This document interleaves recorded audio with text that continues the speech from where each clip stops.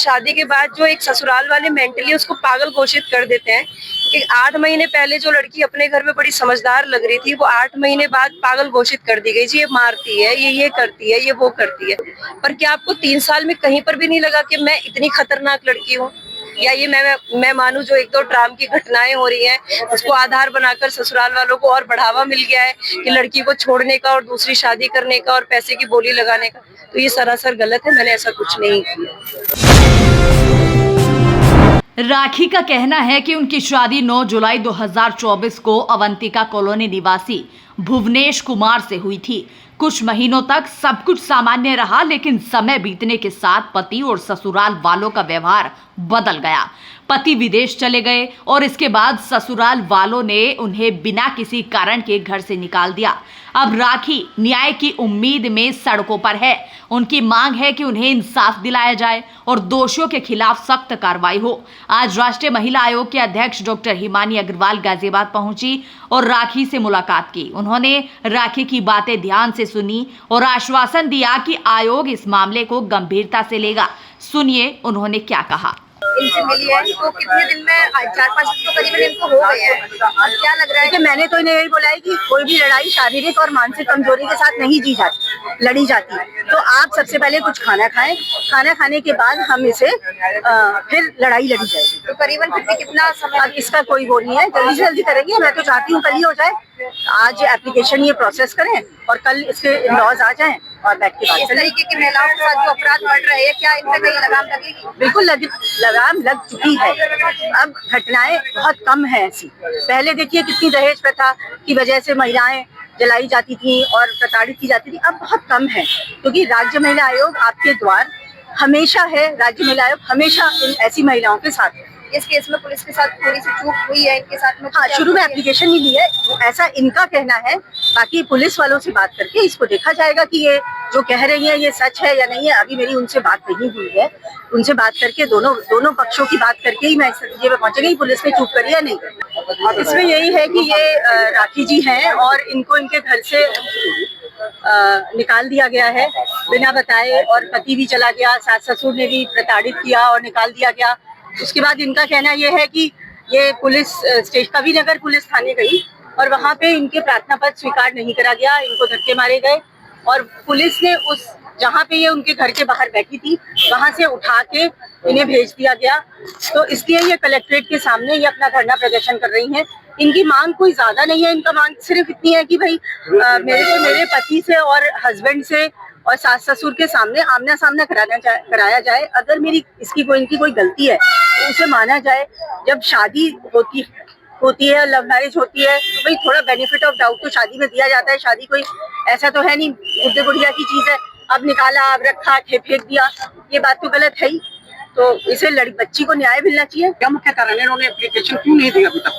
Police को दी है, इसने कहा कि पुलिस को एप्लीकेशन दी है कविनगर थाने में महिला कांस्टेबल ने, और पुलिस में ये संज्ञान में नहीं ली गई। चौकी प्रभारी पर भी काफी गंभीर आरोप लगाए। हाँ, इन्होंने बोला है, मुझे अभी यही पता चला ये बात कि इन्होंने क्योंकि पुलिस के लिए तो मुझे यही कहा कि एप्लीकेशन दी ही नहीं गई है, लेकिन अभी यहाँ आके पता चला कि ये तो पहले इनके फादर भी यही कह रहे हैं कि हमने तो पहले भी नहीं एप्लीकेशन दी थी, लेकिन उस एप्लीकेशन पे कोई भी सुनवाई नहीं हुई। उन्होंने एक्सेप्ट ही नहीं करी वो एप्लीकेशन। क्या पुलिस वालों के खिलाफ कोई एक्शन होगा? बिल्कुल होगा।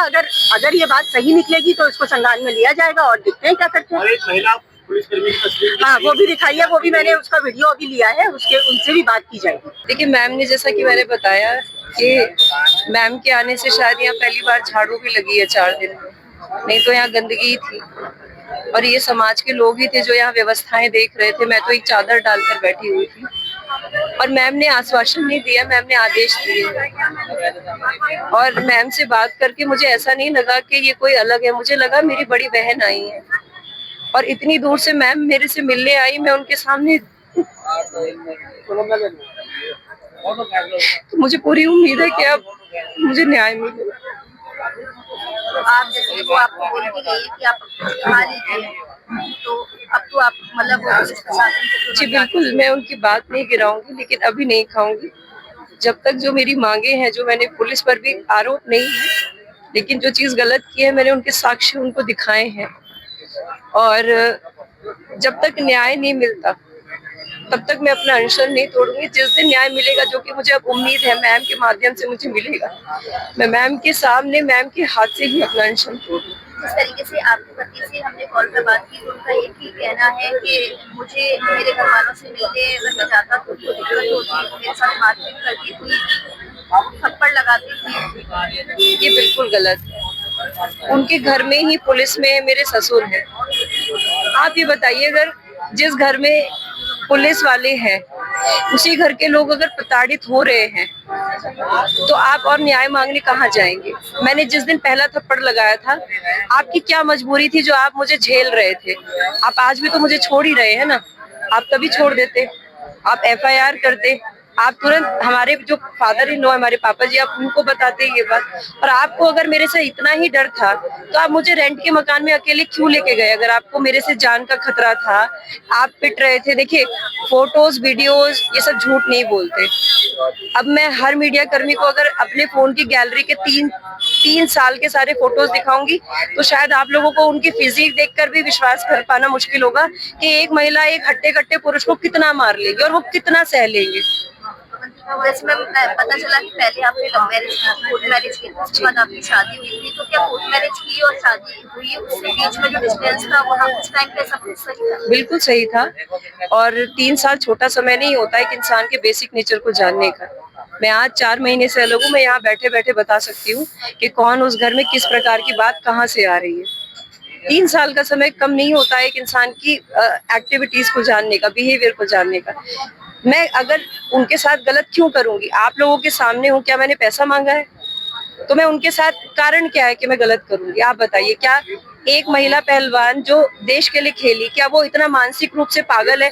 या फिर मैं इसको ये कहूँ कि शादी के बाद जो एक ससुराल वाले मेंटली उसको पागल घोषित कर देते हैं कि 8 महीने पहले जो लड़की अपने घर में बड़ी समझदार लग रही थी वो 8 महीने बाद पागल घोषित कर दी गई। जी, ये मारती है, ये करती है, ये वो करती है।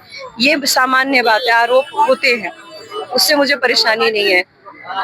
पर क्या आपको 3 साल में कहीं पर भी नहीं लगा कि मैं इतनी खतरनाक लड़की हूँ?